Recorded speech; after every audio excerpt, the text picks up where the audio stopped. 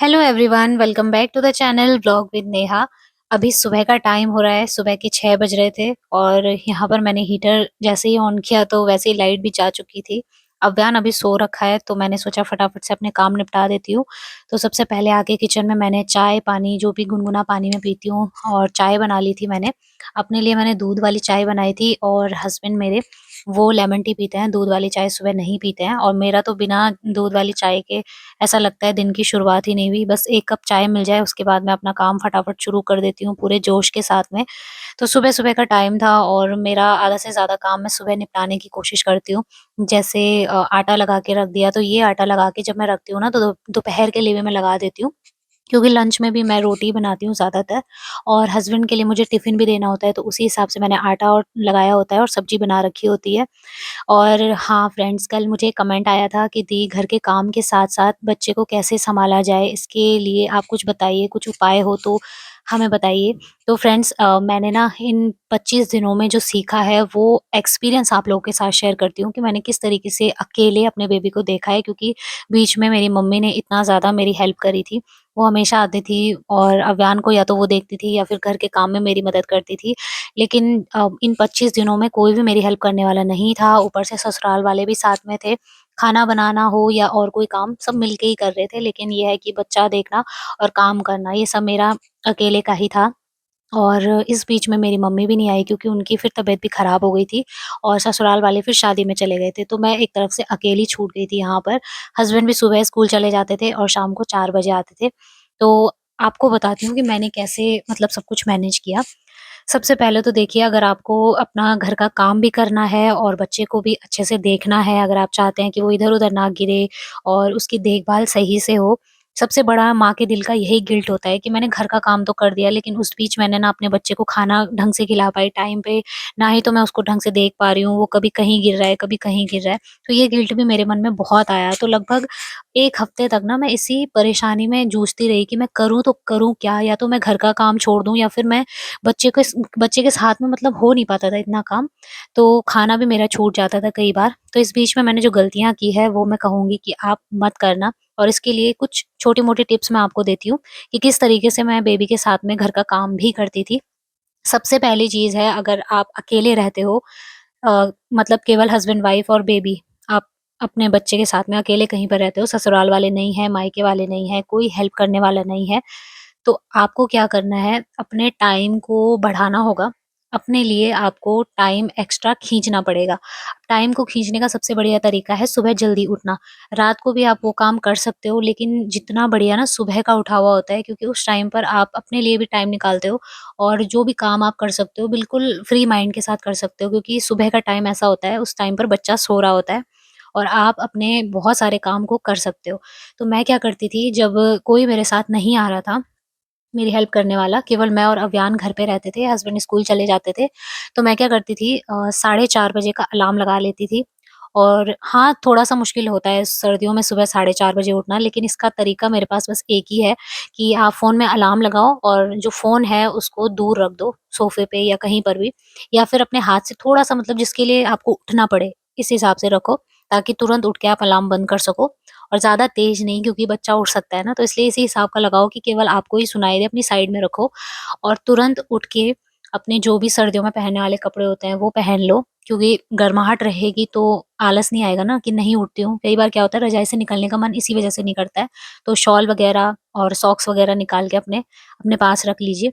और साढ़े 4 बजे से लेके, जैसे किसी का बच्चा साढ़े 6 बजे उठता है या कईयों के साढ़े 7 बजे उठता है, तो आपको पता होगा आपका बेबी किस टाइम पर उठता है। तो उस टाइम तक आपके पास कम से कम 2 से लेके ढाई घंटे तक आराम से मिल जाते हैं और ये आपके लिए यकीन मानिए वो गोल्डन टाइम होता है ना, जिसमें आप अपना आधे दिन का काम निपटा सकते हो। अब मैं क्या करती थी, जैसे सुबह उठ गई तो मेरा बच्चा साढ़े 6 या कभी 7 बजे उठता है, तो मैं सुबह अपना सारा काम निपटा देती थी। जैसे चाय-पानी वगैरह तो पी लेती थी, उसमें ज़्यादा टाइम नहीं लगता है। लेकिन फ़ोन मैं बिल्कुल नहीं पकड़ती थी, क्योंकि फ़ोन पकड़ लिया ना अगर एक बार, तो आपका 1 घंटा समझो आराम से बर्बाद हो जाएगा। तो मैं क्या करती थी, फटाफट से सब्ज़ी, रोटी बना के रख लेती थी। हस्बैंड को उनका नाश्ता, टिफ़िन वगैरह सब सुबह ही तैयार हो जाता था। झाड़ू, पोछा सब हो जाता था, क्लीनिंग वगैरह।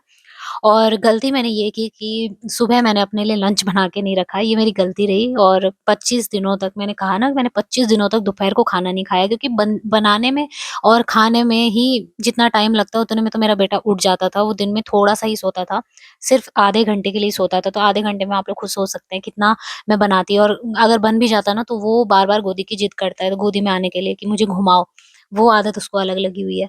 तो अगर आप आप अगर अकेले रहते हो ना तो प्लीज़ ये काम ज़रूर करना कि सुबह उठ के अपने लिए लंच भी बना लेना।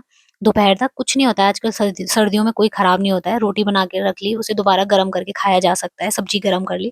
तो अकेले में अगर रहना है और नहीं मैनेज हो पा रहा है तो ये काम तो करना ही पड़ेगा, इससे बहुत हेल्प हो जाती है।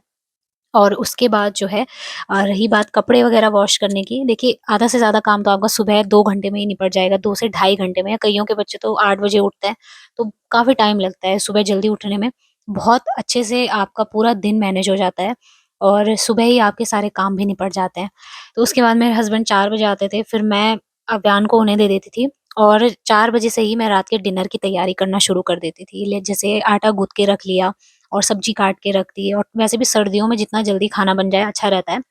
तो फिर वो जैसे ट्यूशन पढ़ाते थे और ट्यूशन पढ़ा के वो आते थे 6 बजे, तो मैं 6 बजे ही पूरा खाना बना के रख लेती थी। फिर अव्यान जब सोया तो सोया और कभी-कभी वो देर भी करता था सोने में, तो फिर वही होता है कि थोड़ा-सा एडजस्ट करना पड़ता है, खाना ठंडा हो गया तो खाना गरम करो, ये वाली दिक्कत सभी के साथ में आती है। तो ऐसा होता था। तो आप ना पूरा दिन मैनेज कर सकते हो बच्चे के साथ में और मैंने तो यही किया इन 25 दिनों में और जब तक मतलब मैं अपने बेबी को जैसे डायपर नहीं पहनाती हूँ, कपड़े धोने की मैं बात करूँ अगर, तो मैं डायपर नहीं पहनाती हूँ, तो उसके इतने सारे सलवार पजामे जो भी होते हैं ना, गंदे हो जाते थे बहुत ज़्यादा। बहुत ज़्यादा गीले हो जाते थे और सर्दियों का टाइम ऐसा होता है जल्दी सूखते भी नहीं है कपड़े। तो मैं रात को मशीन लगाती थी और ड्राई करके उन कपड़ों को अंदर ले आती थी। काफ़ी सारे लोग कहेंगे कि रात को कपड़े नहीं धोते। तो देखिए अगर अकेले हो ना और काम नहीं हो पा रहा है तो हमें हर काम सही लगता है। बस ये है कि हो जाए काम और अच्छे से हो जाए जिसमें हमारे बच्चे के साथ भी कोई ऐसे नाइंसाफ़ी हम ना करें कि उसका रूटीन गड़बड़ा रहा है हमारी वज़ह से या उसे कोई दिक्कत हो रही है, वो कहीं गिर रहा है, पड़ रहा है।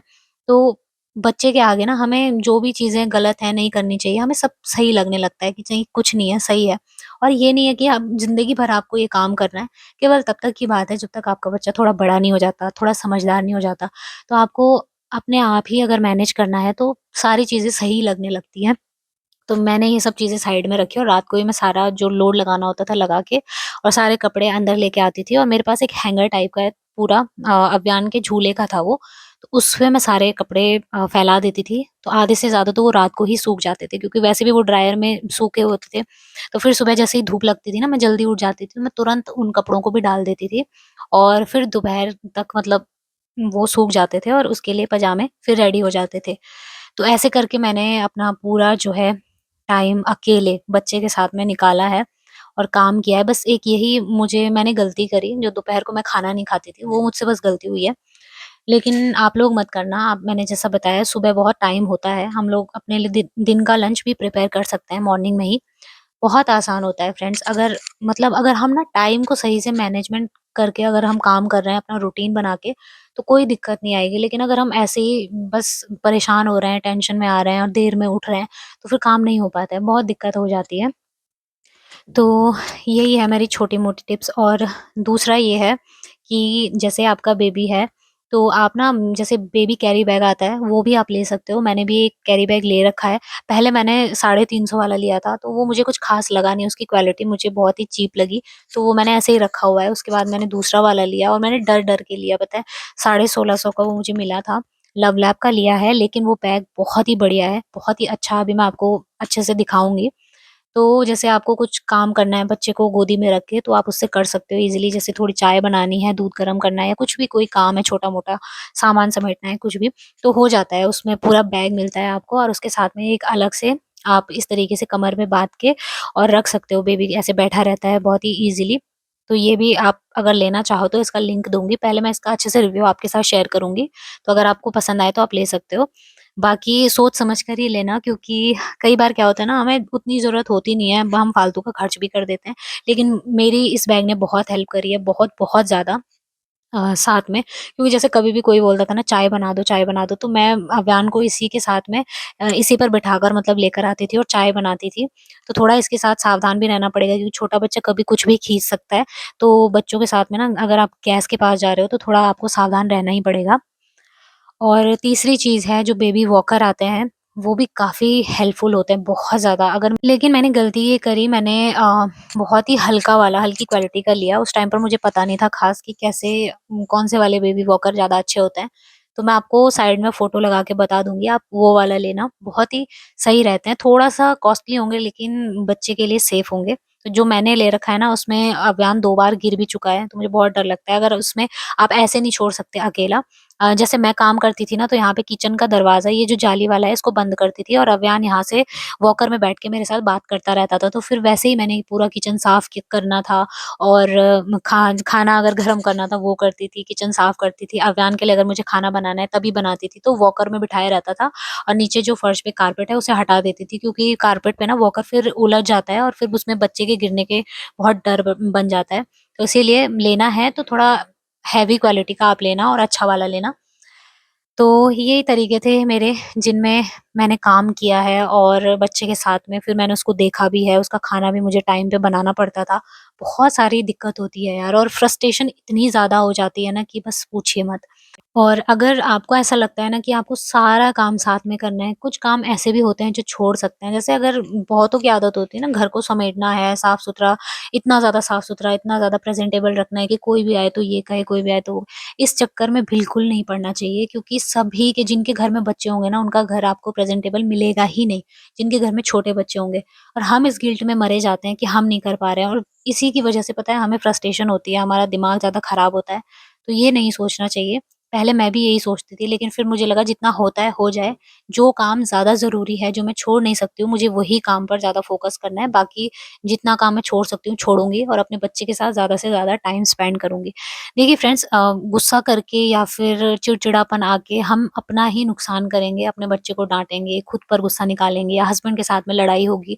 बजाय इसके कि हम खुद पे ये सब गुस्सा निकालें या लड़ाइयाँ करें, उससे अच्छा ये है कि हम ये सोचें कि जो काम हो रहा है तो होने दो, नहीं हो रहा है तो कोई बात नहीं, छूट भी जाएगा, कोई बड़ी बात नहीं है। जो बहुत ज़्यादा ज़रूरी काम है, जैसे कपड़े धोना हो गया, खाना बनाना हो गया, ये काम पर हमें ज़्यादा ध्यान देना चाहिए। तो कल के दिन पता है क्या होगा, जब हमारे बच्चे बड़े हो जाएँगे ना, तो हम इस टाइम को बहुत ज़्यादा मिस करेंगे कि हमने उस टाइम पर गुस्सा किया, टाइम वेस्ट होने की वज़ह से हम पर चिड़चिड़ापन आया। हम बस वही सोचते रह जाएँगे और बच्चे बड़े हो जाएँगे, फिर हम तरस जाएँगे ये टाइम वापस देखने के लिए। तो अभी जो टाइम मिला है ना, उसको खुशी-खुशी एन्जॉय करिए और सोचिए कि सभी के साथ में ऐसा होता है। तो बस यही मेरी छोटी-छोटी टिप्स थी। आई होप आप लोगों को समझ में आई होंगी और अच्छी लगी होंगी। फिलहाल यहाँ पे शाम का टाइम था, मैं अव्यान के साथ खेल रही थी। मैं ज़रूर ये टाइम निकालती हूँ कि उसके साथ खेलूँ, मस्ती करूँ, मज़ाक करूँ, वो खुश हो मेरी वज़ह से, मुझे अच्छा लगता है। तो चलिए फिर इस वीडियो को मैं एंड करती हूँ, फिर मिलूँगी अगले वीडियो में, तब तक के लिए love you all, take care.